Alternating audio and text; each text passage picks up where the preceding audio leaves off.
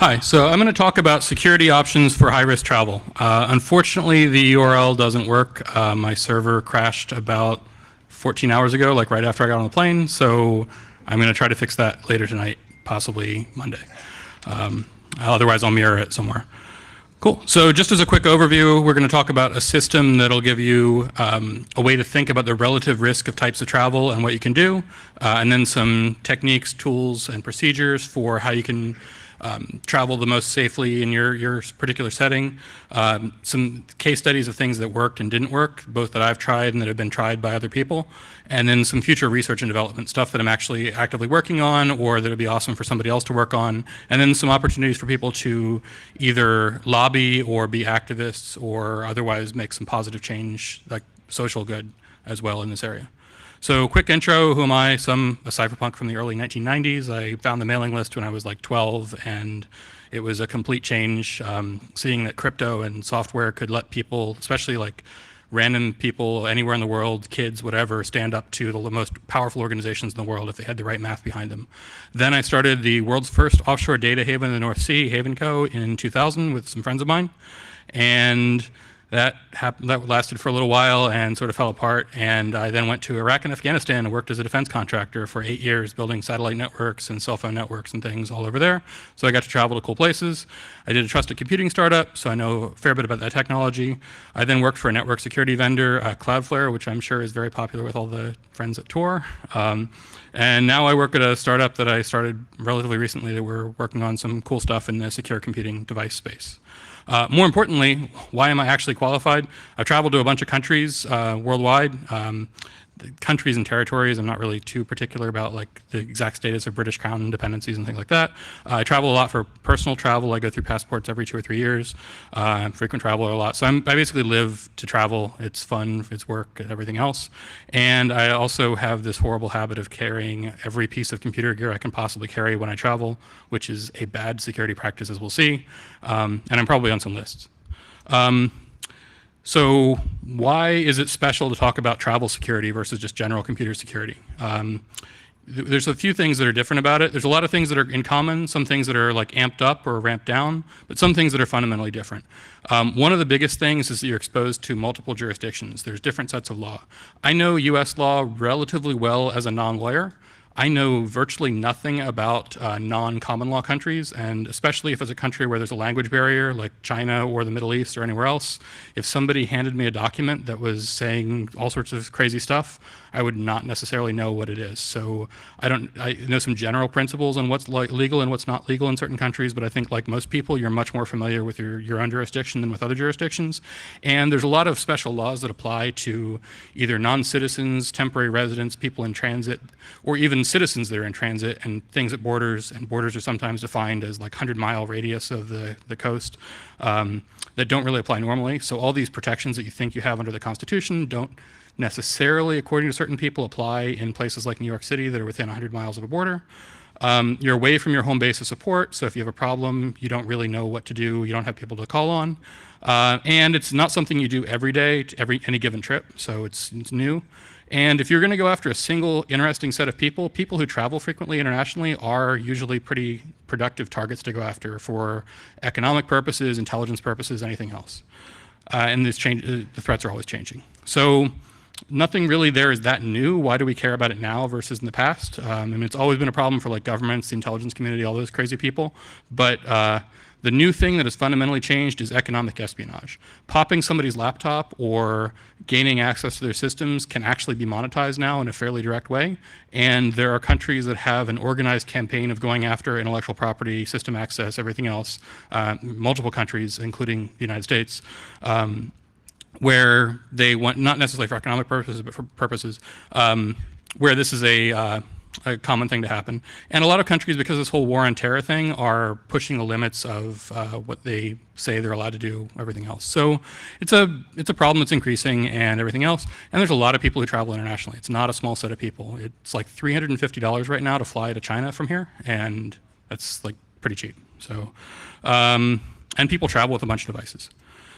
So the things that like really make travel unique from a threat perspective are international travel, something where somebody else instigates your travel, where it's not like a random act by you, but where somebody solicits you to travel to a location. We've seen a lot of cases where that will be interesting later. And then a schedule known to people outside in advance so they have time to prep. And there's sort of two conflicting things. If it's something that you do all the time, it's easier to plan ahead as the attacker. But also if it's something that you've only done your first time or a couple times, then it's harder for you to know what's normal or what's not normal about it. So both extremes are actually fairly risky. And then unfortunately there are people who are high risk, and it's not really, sometimes it's something they've done, sometimes it's completely random, and there's this whole scale of like 0 to Snowden of how much of a target you are. And you definitely want to be very, very close to 0 on this scale. I think it's a log scale. And you don't even need to be a legitimate target on your own by virtue of anything you've done. Certainly working at an organization that's of interest, it makes you a target, but even just knowing people that are targets or having a similar name to somebody who's a target, or somebody thinks you might have access to somebody who is a target is a reason to be targeted. In other cases, it's actually cheaper just to like hack everyone than to target specific people. So if you're coming from a certain location or whatever else, you can be a target. And source countries, destinations, transit locations. Like right now, if you fly via Istanbul, you get like a 6-month US TSA secondary search thing automatically, even if you're just in transit. So it's kind of crazy. And if you once you get targeted once, you're likely to remain a target for a long time. So some people, like this is a thing where like the mean level of pain isn't really a useful metric. It's because some people are going to be responsible for almost all the searches. And it's a hard problem. Like computer security, we have to admit, is a hard problem. We've done an exceptionally bad job of solving it over the past like 50 years. And the same problems that work in general computer security apply to travel. It doesn't like get easier because you're traveling.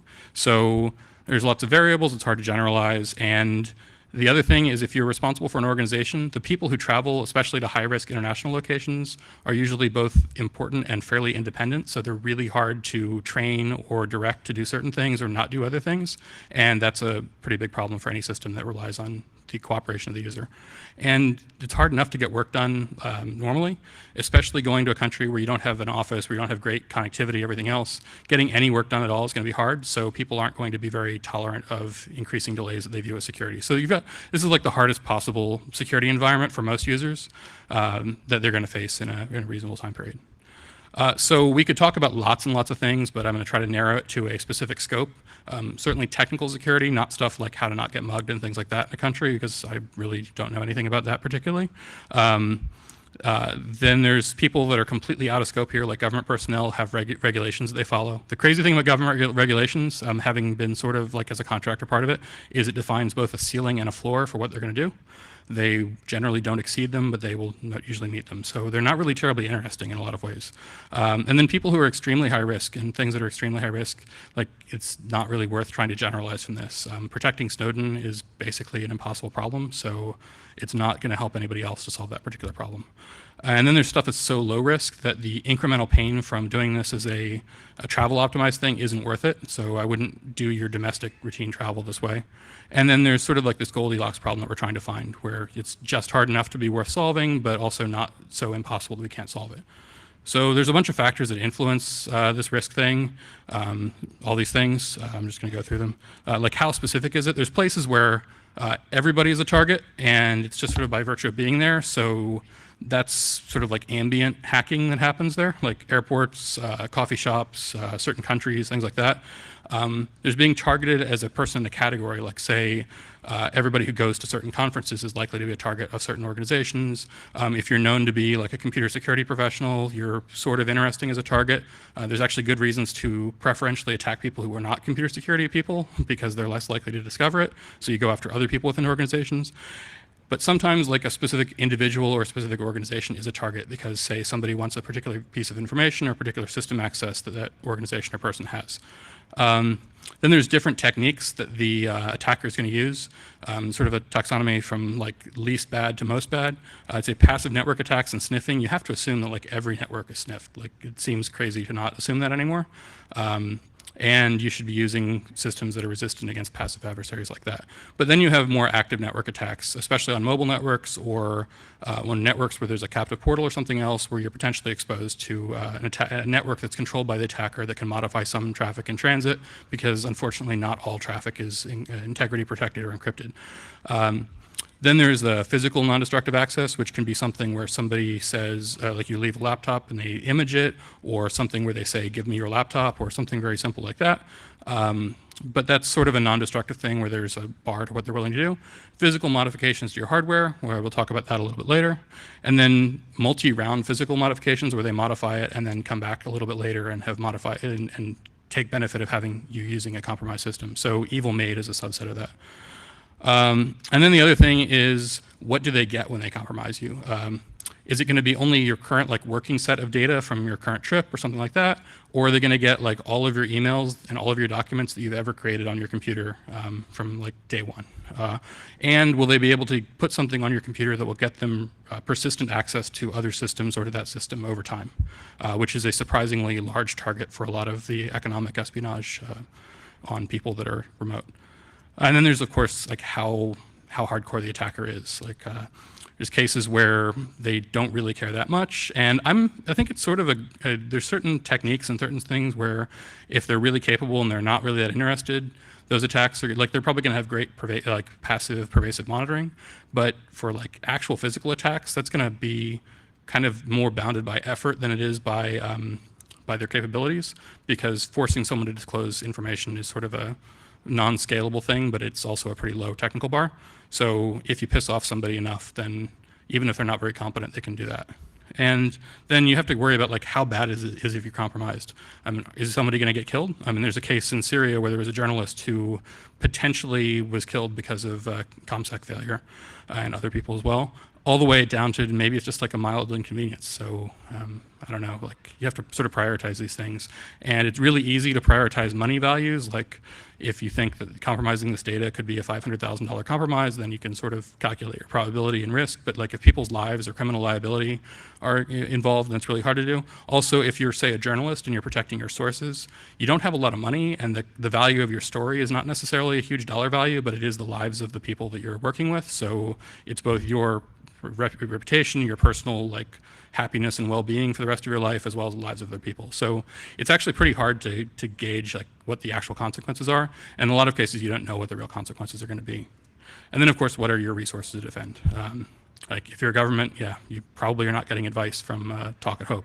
If you're however, if you're, I would argue that people like Google and Apple that develop the platforms themselves that everybody uses are probably in a better position to protect those platforms than any customers, including governments, because governments largely are using COTS systems now. And then well-resourced enterprises that are just using best practice third-party tools are one thing. But unfortunately, this is one of those problems where the people that are most at risk are also least capable of the least resourced to defend themselves. They can be really smart, but things that depend on them, throwing away hardware after a trip, doesn't really work for most individuals, and certainly doesn't work for most activist organizations. So it's kind of unfortunate there that a company that really doesn't care about cost of hardware is in a better position to not have to worry about the hardware. And then there's the question of how much exposure is there to your things. If you're one individual, you have to be the target. There's a lot of cases where the principal, the person who has the data that they're going after, is not their most optimum target. Going after somebody who's an admin to that person or something else is a much better target, because they're usually less sophisticated, more susceptible to certain kinds of social engineering attacks. There's a standard CEO, you must send this file to me now, to an accounting person who is in fear of the CEO attack. And there's people who, I would say this is something where the most dangerous thing is when you haven't done it before. If you travel all the time, you're probably fairly familiar with what things work, and you have a pretty reasonable routine. But if it's your first trip and you're told to go to China as part of a deal team or something, then you're going to have less of a security posture than other people. And if you're an activist or a journalist or someone else who doesn't have necessarily the most ironclad legal status in the country, or if you're doing stuff that's unpopular, then you're also fairly exposed. So on those metrics, we can sort of calculate a score, but it's kind of very subjective. I think it's just easy to say what is completely out. Helping you get stuff in and out of North Korea is probably not something that I feel at all comfortable advising you on, because the consequences of failure are incredibly high. Like people, even U.S. citizens are held for like 10 years there if they do something fairly minor, and the consequences for local people are far worse. Like if you were handing somebody data, they're probably going to get killed. Active conflict zones are kind of questionable. Like the attackers are not necessarily that well resourced, but they certainly have enough money and some resources to buy decent like SIGINT gear, and they're willing to do, like if you're killing people every day, like rubber hosing somebody is not a serious like incremental moral bar. So those are also not great places, but there might enough people have reason to go to those places that they might be a reasonable thing. I'd say borderline high. Russia in a lot of ways is a scary place to visit as a U.S. citizen or as a non-Russian right now, because I think it's fine for the vast majority of people, but if you become of interest, then there's a lot of flexibility on what can happen to you. So there's that. And I'd say borderline low, like EU people coming to the US. The US has lots of bad laws about, or less privacy-friendly laws about like data protection, all sorts of other stuff. But the US is generally fairly law-abiding with respect to EU citizens, at least as far as like crimes against the person. So you're not going to get rubber hosed for data in most cases. Like there are probably a very limited number of exceptions and things like that. And then domestic travel within the US or EU as a citizen is not really in the scope for this thing. So in the middle, there is a sweet spot. That sweet spot is China. It's really good because lots of people go there, especially Western organizations go there for business, for travel. It's an awesome country. I've been there a few times. Great people, lots of cool stuff. Commercial center of like building all hardware in the world. It's nice because it's generally commercial intelligence purposes. It's not like state security. As long as you're not involved in like some crazy activist thing there where you're trying to like overthrow the Chinese party, Communist Party, you're probably just a target of economic espionage. And that puts a ceiling on how far things are going to go, which is great.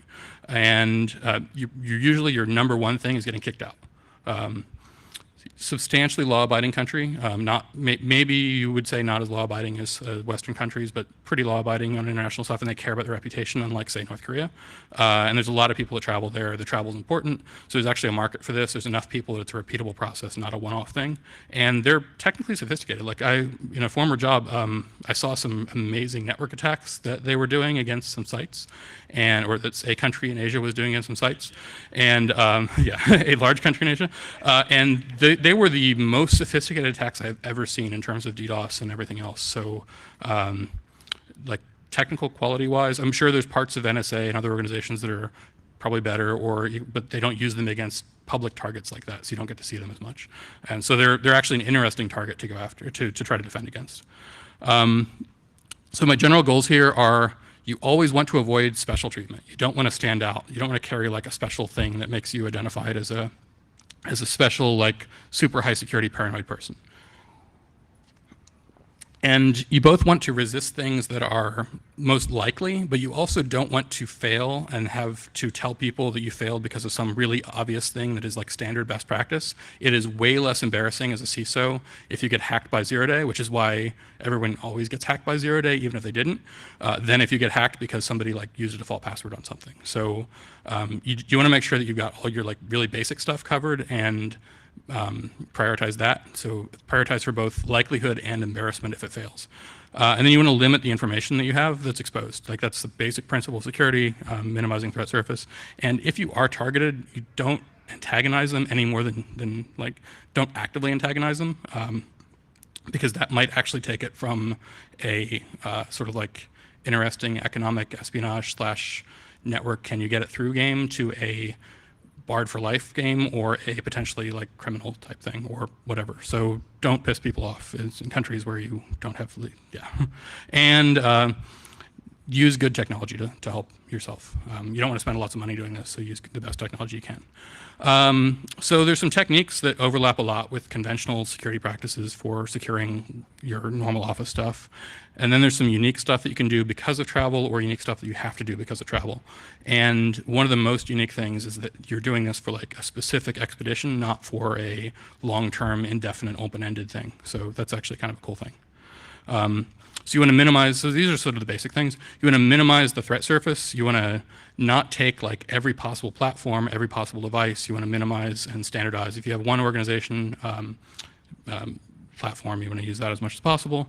And Probably the most standard thing that's sort of unique to travel that large organizations are doing now is they have like a travel pool of hardware. So that's an interesting problem. They want to send only certain hardware to China from the US or EU, but they want to let users be as productive as possible, but they also want to defend against both persistent software and persistent hardware attacks. So they want to do all this cool stuff, but like managing that pool of hardware has been historically a pain. I've seen different solutions that people have done there. One is they take the oldest machines in their fleet of regular office use machines, wipe them, install them with special software or whatever the baseline software is going to be, send them and try to manage them like that. The other option is you go to like a random computer store like Best Buy or Apple Store or whatever else and buy some random, completely unconnected to you off-the-shelf stuff and use that. And then the other solution is you build your dedicated infrastructure that is highly secure, locked down just as much as your day-to-day stuff, but a separate installation of it, or maybe even more advanced. And these all have different problems. The problem of using your oldest hardware is you're sending your pickiest, arguably most important users to a high pain environment using like the crappiest hardware you can find. So when it breaks when they're in China, when like your CEO goes to China and his laptop breaks because it was like the 5-year-old laptop that you're going to throw away, you have no way to replace it. And you can't use a lot of the later software tools. So there's good and bad to that, mostly bad. There's the buy completely random stuff off the shelf.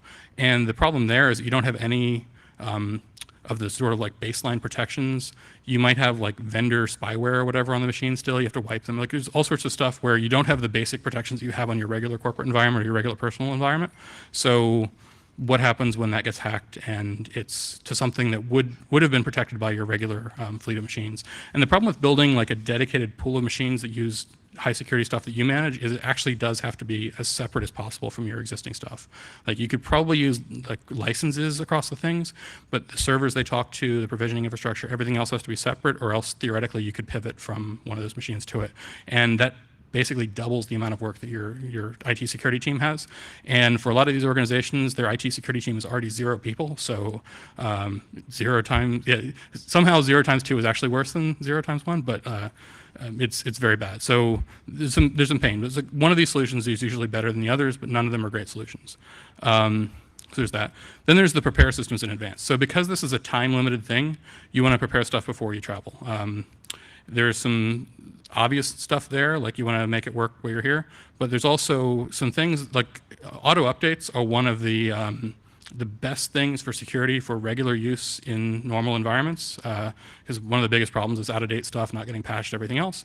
But when you're in an incredibly hostile network environment, that's sort of asking for trouble, more so than anything else, or installing new software. So either auto updates or installing a new package that a user is somehow prompted to do on a network that's hostile, where you don't necessarily have great end-to-end security, or where hypothetically a CA is controlled by the same government that you're potentially is your adversary.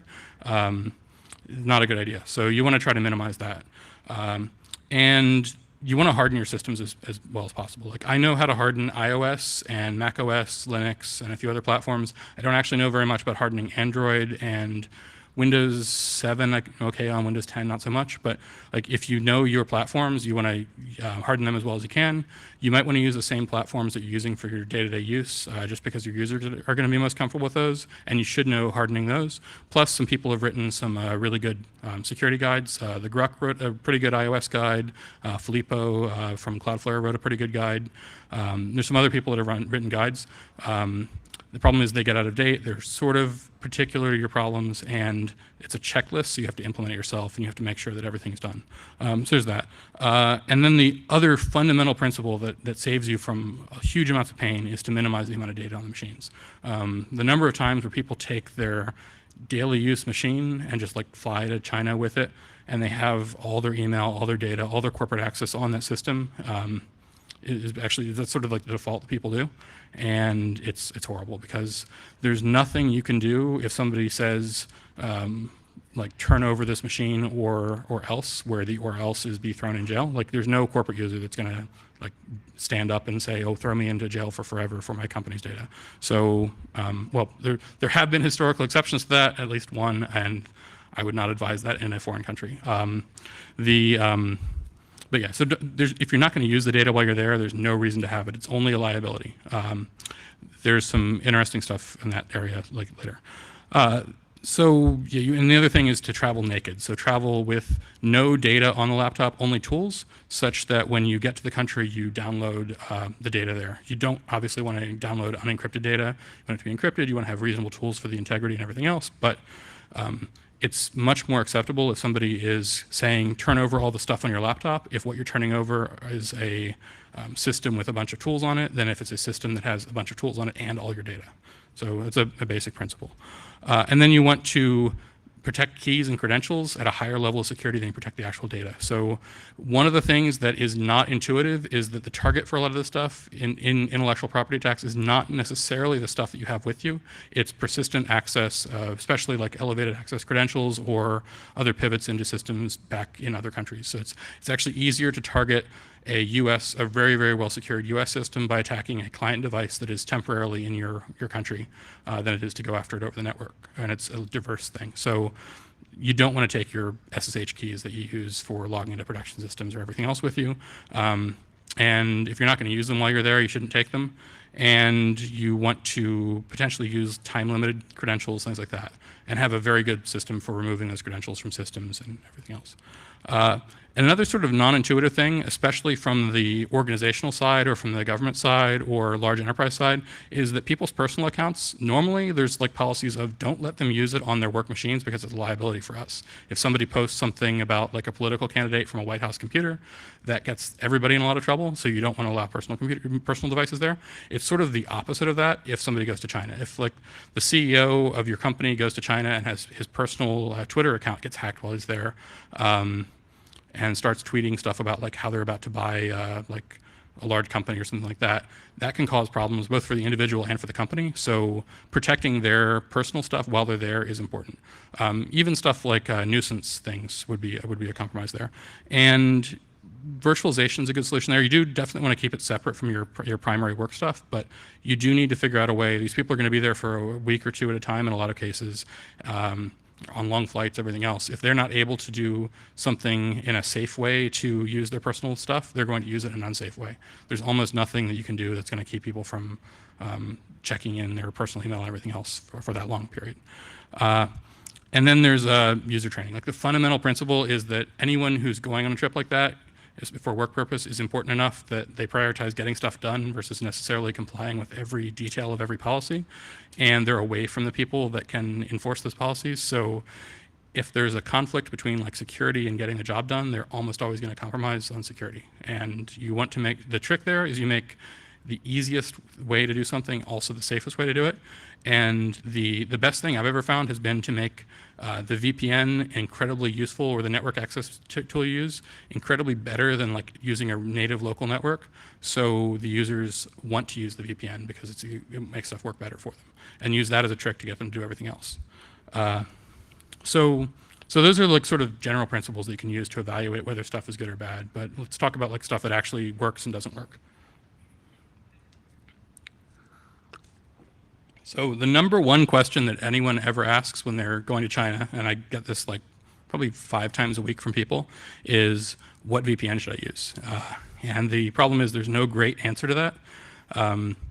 The problem is it's sort of like a diseconomy to scale type thing. Like if a public VPN is really, really good, it's then a bigger target to try to block. And there's sort of there's different technologies that people are using. Most VPN technologies are very, very basic VPN technologies. They're either IPsec or they're SSL tunneling, open VPN style. There's nothing particularly optimized about circumventing most conventional VPNs. There are circumvention networks and access networks that are great, but they have other trade-offs. So any regular VPN that works well, once it gets enough users, is going to be harder and harder to make work. The thing that I have found that works the best is if you have, one, backups and diversity on those things, and also if you use something that's dedicated to a small pool of people as possible. So either set up your own infrastructure or somehow have a dedicated deployment for your particular users. That works fairly well. But you do want to have something where it can fail back to different protocols, different ports, because the secret about the Great Firewall of China is there is no Great Firewall of China. There's like one on every network in every province that's actually slightly different, and they often block stuff and it changes over time and everything else. So stuff that works great in Shanghai does not necessarily work great on like a mobile network in Beijing. And it's really hard to stay up to date on that. There are some people that are doing some automated monitoring, which is kind of cool for that.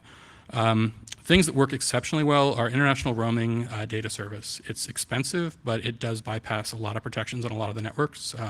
So you get relatively unfiltered access, and it's not super expensive. It's like $20 a month for unlimited data from certain providers. So it's actually a pretty good backup solution. The dedicated pools of travel laptops do work pretty well. They're best practice now for everybody, but it's a pain to manage. Like the biggest problem is managing them and things like that. And then there's the weirdest thing is like Snapchat, although it's blocked in China, but tools like Snapchat that are sort of ephemeral are ideal for this kind of trip because they enforce the ephemerality and non-permanence of the data more than anything else. Like one of the stories I've heard from the Turkish coup and counter coup and all the other stuff that's going on is people like security agents on the buses are telling people, hey, unlock your WhatsApp for me on the phone. And if you don't have like auto delete in your client, that's a lot of data there. If you have auto delete and you've only got like 15 minutes of data, it's a pain, but it's not anywhere near as huge a compromise. So things that sort of automatically do data retention policy and let you scale it down to very, very short periods are great.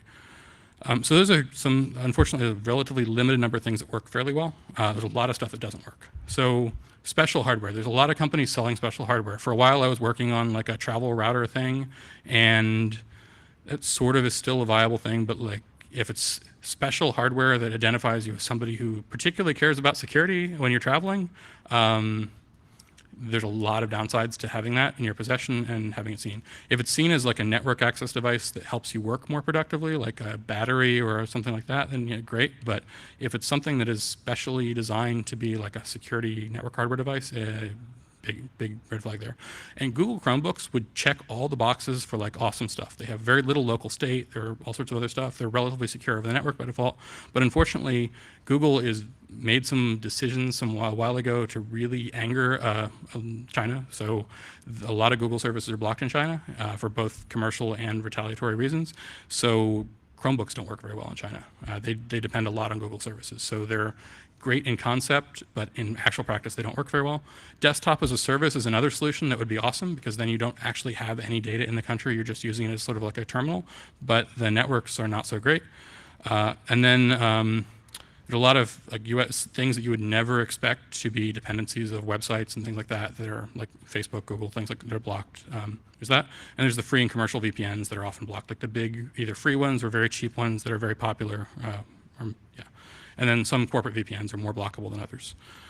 Stuff that works but fails often, like the full disk encryption thing. I mean, nobody is like breaking full disk encryption in a way other than telling you to decrypt it, but that works remarkably well when you're in a country where you don't have any legal standing. And then secure messengers, if you are a target enough that they can force you to unlock it, it's a huge problem. Anything that depends on users to like manually cycle stuff through, I've never seen users that are like remembering to do that or whatever else unless it's necessary to actually get the work done, and stuff changes over time. The weirdest thing that I have seen in like a couple of years of caring about this problem for other people as well as my own problem, sometimes you know your machine is compromised and it's the only machine you have and you're in a place where you can't easily replace it, so you're actually stuck still using it. So you're talking to people and trying to avoid disclosing, you know, that it's not, like, it's a crazy problem. So these are problems that we should not have. It's unfair to like technical users. You could fix this yourself, so it's sort of not as much of like a moral failing that we've failed the technical users. Like regular users that are actually trying to get real work done, this should work for them, and it doesn't. So lots of cool stuff that I'm working on, other people can work on. It'd be awesome to have people work on solving these particular problems. So better VPNs, like VPNs that are optimized for this particular use case. Like I love Tor, despite having worked at a place that doesn't love Tor so much. They are great for getting around circumvention purposes, access, everything else. But unfortunately, it's performance-wise not as efficient as a direct VPN and not as integrated into any platform as a direct VPN. So for a lot of people, it's not a good solution for 24/7 use, especially in a corporate environment. So there needs to be something that works better for users. It doesn't get blocked, or when it does get blocked, can fail in a more sort of like graceful way and degrade back to other protocols that are maybe less efficient. So improving how VPNs work is a very, very important problem, solving this problem. Hardware appliances are really nice. Like there's a standard problem when you're traveling of having a bunch of wireless devices that you want to associate to an AP in a hotel or cafe or whatever else, and having to reassociate them to somebody else's network is a huge pain. So that's where hardware devices would make a lot of sense. Selling them as like a super high security device that's going to bypass all security intervention is not a useful thing for users. Desktop as a service, I would say, is probably the most awesome thing if it can be made to work in this particular environment. I've tried to get it to work in a reasonable way on simulations of these network. The problem is the networks are high latency to anywhere that you care about. They have variable bandwidth. There's a lot of jitter, so like variation in the latency, and there's a lot of packet loss on some networks, and it's intermittent, all sorts of things. And that's just from like regular use. That's not even when they're trying to block it. So it needs to be something that works very, very well with low quality networks. And most people try to do desktop as a service from, say, China all the way back to North America or Europe, and that's probably not the optimum place to do it. It might be worth putting a hardened desktop as a service server in a place that has better network connectivity to the target location. That could be Hong Kong is sort of the obvious one. Russia has good connectivity to certain areas, but has its own problems. Taiwan and Japan probably. Like there's things you could do to move the servers closer to the users where you trust them more than you would trust them in China, but maybe not as much as home. And then there's building. It's crazy that like desktop as a service on some applications is screen scraping. Like there should be something that's more reasonable for that. So lowering the network communications requirements there. Laptops are an area that I've been working on the most. Ultimately, it's crazy. Like the travel pool of laptop is a great idea, but you don't, like most medical devices, like this is probably the best analogy. Medical devices, in a lot of cases, they push toward making them disposable because it's actually cheaper to throw something away and know that the new one you're getting is completely intact, works perfectly, sterile, everything else, and doesn't have any history from previous stuff. Applying that same principle to computing is an interesting idea. There's two factors against that. There's the waste issue, like cost. There's a cost issue. Like this is like a $3,000 laptop. I'm unlikely to throw that away. Cheapest laptop you're realistically going to get in the low hundreds of dollars range right now. Maybe that's going to continue to trend down. Plus, it's kind of like morally or aesthetically offensive to have a huge pile of like discarded, otherwise awesome laptops. So some solution where maybe the machines could be refurbished or something would be an interesting solution there. One of the things that Chromebooks get incredibly right is being able to wipe and restore them to a known good state by separating out the programs and operating system from all the user data. Usually lives in an EEPROM compared to the user data. Doing that for other platforms is a great idea. And then making the devices tamper evident, tamper responding. Like you could conceivably build a secure computer that was able to resist network attacks, software attacks, everything else, as long as you didn't gain physical access to the internals. And if you had a way to verify that the internals hadn't ever been accessed, then you can verify that and then largely trust the platform. The problem is the best ways to do that, there's expensive ways to do that, like hardware security module style, and there's cheap ways to do that with like paper seals and tape seals. It's like tape seals are one, a pain to verify, and two, actually fairly easy to bypass. So it's not a great solution right now, but maybe some better solution there. And then the other problem is from a pure software attack, like the Cubes OS people, Joanna Rakowska and a bunch of other people from Europe are working on trying to minimize all the places in your laptop that state is stored. Ideally, you would have a single place on your entire laptop where all the laptop-specific state is stored. You would not have chips everywhere in your system that can have some amount of storage of either program or user data. Right now, that is definitely the case, that you have that. And that makes it really hard to say this machine is intact and returned to a given state, a previous state. and getting users to voluntarily accept like lower functionality. I think travel's actually a fairly good market for that. I think it would be really hard to convince somebody to go from like a $3,000 laptop to a $200 laptop for daily use in the US on the basis of it's more secure. I mean, Chromebooks have not been a commercial success there, even though they're objectively more secure than most laptops that people use. However, for a trip, for a short defined period of time, they might be more willing to do that. So that's an area where things are good. The other huge area that people use is phones. Like I know a lot of people that travel to places like China with just a phone. They don't take a laptop at all. Obviously, advantages are phones are cheaper than laptops in a lot of cases, so they're kind of viewed as disposable. They're really easy to keep with you all the time. Like you can protect yourself from a lot of the physical attacks by keeping your laptop with you the entire time you're in China. But that is maybe realistic for an individual to do if they're the one setting the policy and they're the one doing it. Telling your users to do that is an example of one of those things where like user training will not work to get them to do something that's inconvenient. But phones are really easy to convince people to keep with you, like Pokemon Go. Like you might find Pokemon somewhere. So there's that. I mean, phones have another problem of like baseband risk and hostile carrier risk. Like you can largely assume that the mobile network operator is the government in most countries, and there's all sorts of bad stuff there. So the baseband and the SIM and everything else are a problem there. One other big problem is the lack of virtualization. So you can, as a Turkish security guy, go to somebody and say, show me the WhatsApp on your phone. And unless you've done something very, very strange with your phone, especially on like iOS, you have one copy of WhatsApp running on your phone, and it's very easy for them to verify that, yes, this is the copy that they're running and everything else once they have your phone unlocked. So there's no way to like hide certain stuff very easily. There's also not an easy way to separate out like the personal accounts and the work accounts on phones. There are some platforms like Good and some other things that are sort of on there, but they're inconvenient and not generally used by smaller organizations or individuals. MDM is I would say, best practice and probably a minimum standard for like any competent person for a large fleet of devices for like mobile devices in the US. However, making that work when you're taking things on and off of the networks all the time is a huge pain. And a lot of the systems are not designed for remote working through Great Firewall. So you might be able to like wipe somebody's phone but not restore it and things like that. And the biggest problem I found with iPhone, with all these things, is the concept of traveling with no data on your phone is a great idea. However, to do that well, you want to be able to image and restore to exactly the same state every single time on your machine with like one button. And you can largely do that on laptops with some third-party software. Doing that on phones is actually a huge pain. There's a lot of stuff related to the, especially on iOS, there's a lot of stuff that's not backed up. There's a lot of things that are either for security reasons in like the secure element that you can't restore.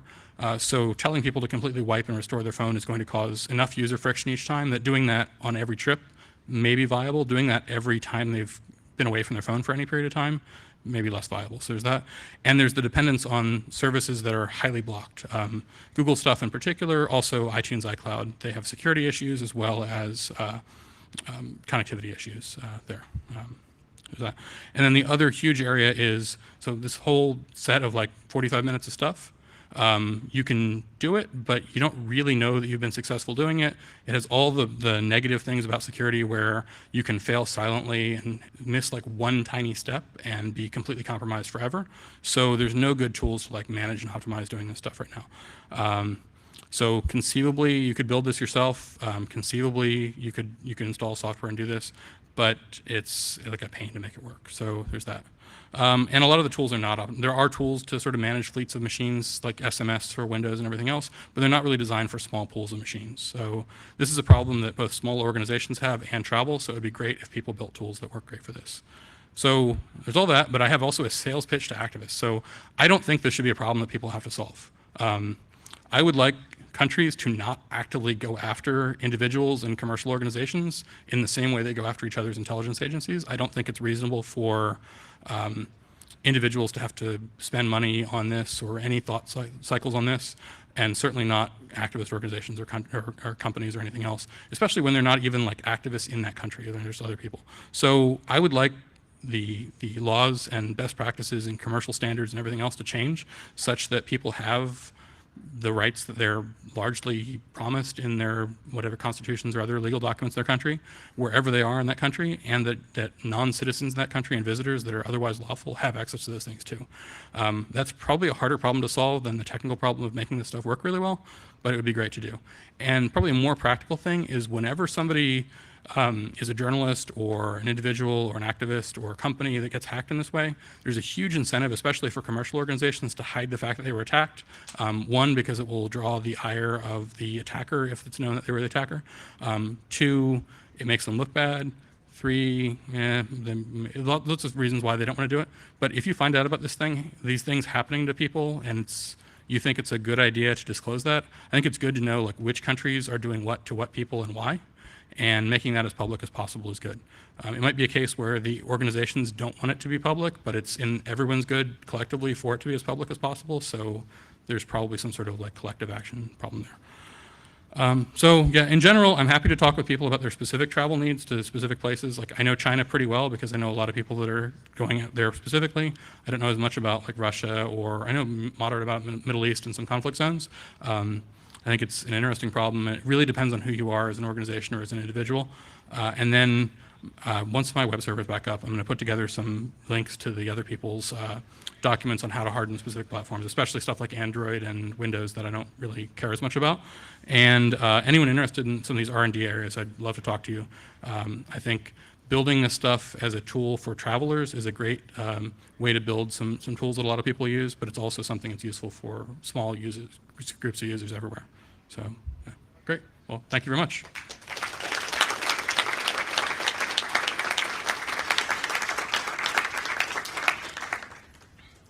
What about satellite internet? Is it good or no? So satellite internet is an interesting case. I actually ran a satellite network operator.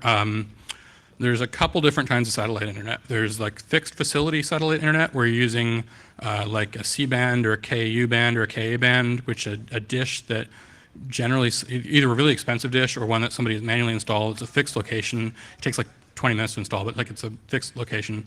That's good for some offices. There's definitely cases satellite has some interesting characteristics where it's fairly easy to, it works in a lot of places, but it's sort of obvious that you're using it. But one, you can look for dishes if you can't hide them. And two, if they know specific, like you're not necessarily going to be covert using it. That's for the fixed facility locations, but it does bypass the local network. So if you're encrypted and you're not exposed there, the only thing that you're likely to be leaking is your exact GPS coordinates and what you're that you're using it at all. However, there's more. The other interesting thing are your satellite phones or the mobile data terminals, like the Inmarsat BGAN stuff. Downside is that stuff's really expensive. It's like 10 grand for a BGAN receiver, and it's I think $4 a megabyte per $4 a megabyte for data, or like an Iridium phone or Thuraya phone or other things like that, maybe $1,000 and similar kinds of charges. So they're relatively expensive, and most of those are either allow the host country to block it in their geographic region because they don't want to go to war with the country, or they turn over lots of data about who's using what terminals where to those people. It sort of depends on who your adversary is. If you're commercially, if you're going to some, say Africa for oil or something, or an aid organization or whatever else, it's a pretty good solution because you're probably at worst leaking the fact that you're using the stuff to local people. If you were trying to use it in like North Korea or like Iran or someplace like that, yeah, not as good a solution. But yeah, they're interesting, but they're expensive is the main concern. Are we Sure, more yeah. questions?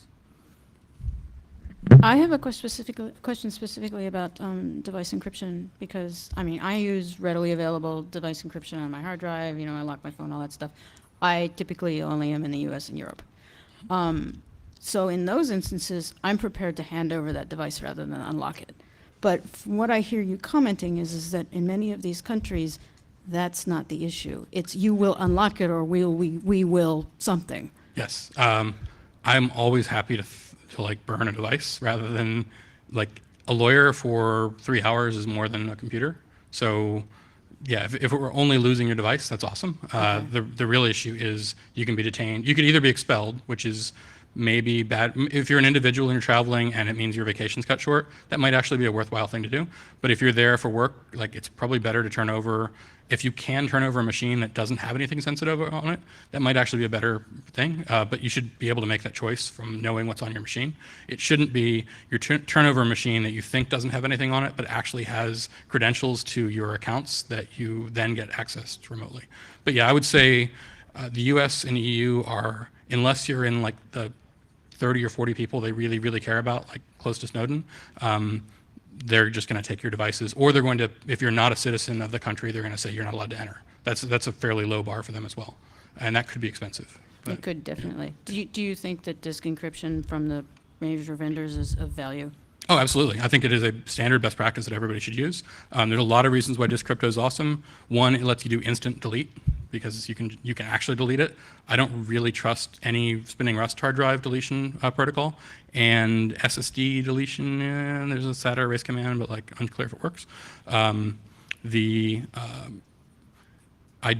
You certainly would have a reasonable passphrase and everything else for it, but yeah, I think disk encryption is a best practice that everybody should use. Hi, I've been working with students on the university level, and when they go on their semester abroad to China, what I've always recommended to them is that they should install the university VPN client and make sure that it works locally before they go, because of things like you can access all the journals that the university pays for, which is worth probably like thousands upon thousands of dollars of access. And I said, also, your university Gmail account will work, and your access to Facebook and all the other stuff you're used to using as an American will still work, and you won't be going, what the hell? Yeah. Using the VPN, I mean, if it doesn't work in the US, it won't work in China. But if it works in the US, it might not work in China. But it's up to your particular configuration. But if it's a organizationally run thing, it's more likely to be blocked from a protocol perspective than it is to be blocked from an IP perspective. So if it works, it works. Usually what we found is it works because they frequently access resources that are hosted on the university's servers, so it means they have to connect to, star.edu, or star.universityname.edu, so frequently they can connect in via the VPN, and everything tends to work just fine. Oh, yeah. What about exporting strong encryption? Yes, that is a legally challenging area. Generally, if it stays under your control, you're okay. If you're a U.S. citizen, I'm not a lawyer, so not legal advice, but in practice, over the last 20 years of doing this, if it stays on your personal machines and you're a U.S. person, as the U.S. case I know particularly well, if you're a U.S. person with all the stuff under your control the whole time, you're in pretty good shape. There's probably some exceptions to that, but I would be reluctant to go to one of the, I think it's 5 bad countries now with data, but in general, you're okay. If it's a non-citizen, it's more complicated there. And then there's the more challenging problem is importing our strong crypto. Certain countries, which always changes, and I can't give any particular advice about it, have bars on certain things. It's much more of an issue with hardware crypto than it is with software crypto. Like, say, TPMs in China are banned. There's a special thing called a TCM that is sort of like a TPM, and they use a weird argument of they want to make sure there aren't backdoors put in by NSA, which is probably a totally legitimate concern for them. But in practice, it means it's really hard to send TPMs to China, and you end up just not using anything, which maybe is also a positive intended consequence for them. But yeah, I'd say crypto import and possession in country might actually be a bigger thing than export. What were the 5 countries? Well, I mean, they're always going away, but I think North Korea is still on that list. Iraq is no longer on that list. Iran, Sudan, Libya is probably not on that list anymore. They might be, I don't know. Sudan was on the list. Cuba was on the list and it's probably not on the list anymore. But it's the Treasury Department banned export countries. So you mentioned not necessarily being concerned with Android or other platforms, but I think there's something to be said for storage devices that can be reasonably hidden, so micro SD cards, and there are also secure elements coming out in those form factors. I'm not arguing that Android is not a good platform. It's just I personally don't use an Android phone, so I'm not as familiar with it. Well, there's a lot of cool stuff about the Android platform. Removable media is good. The biggest problem with Android from a security perspective is if you have users that have a diverse population of Android devices. But if you can specify which Android devices they use, you're pretty good. And of course, the patching and everything else. Yeah, well, I mean, the projects, mostly the point being Android because you have more freedom with the hardware.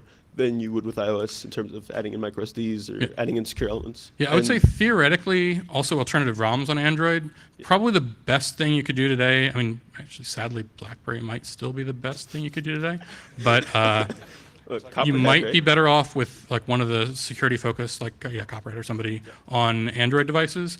From a works out of the box, no hassle. I would say iOS is by far the most secure thing you can just go out and buy that most users are willing to use, and that like CEOs of companies are actually tolerant of.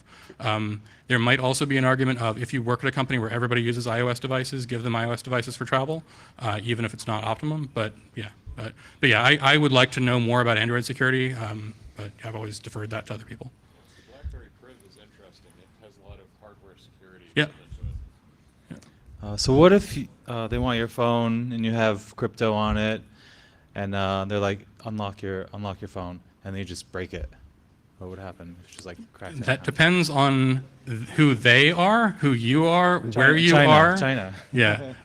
In general, it might depend on who the actual person was on the other side of that and how you did it. Like if your phone didn't work somehow when you handed it to them, that'd probably be no big problem. But if you're like, fuck you, break the phone, bad things will happen to you. The exact definition of what those bad things are, I don't know what they are.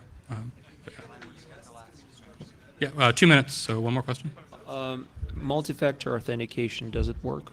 Yes, multi-factor authentication is maybe second to automatic updates. Is an awesome thing in the US. Multi-factor auth when you're using SMS and you're changing your SIMs fails for the obvious reason. Yeah. Google Authenticator on your device or something like that, that's actual client on your device, works awesome. The downside of that is those clients, fortunately and unfortunately, don't persist through wipes of devices, so you have to usually reseed them with stuff. So unless you have a network way to do that, you're transporting the raw seed for like your HOTP stuff. Hardware tokens are the solution that I've always used for people for that, but those have a cost and they're bulky, and you can only have like a fairly limited. It's okay to have one, but give somebody 10 of them and they're going to get really angry. So yeah, that's the downside. But yeah, two-factor is a good solution. The other issues that come up are a lot of other security features that work awesome in the US, where it's like, oh, if you're coming from your home network all the time, but when you're traveling and bouncing around between VPNs, that is the thing that kills the like, are you secure logic on a lot of these websites. So using a consistent VPN actually helps you there. But yeah. So, cool. Well, thank you very much. And now it's going to be Q&A, I think, or the open mic.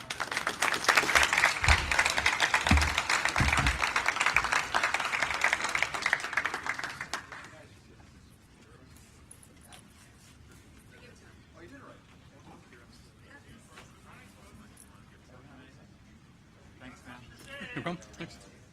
Got a badge? Okay, now we're good. Wait, just everyone go up and sit.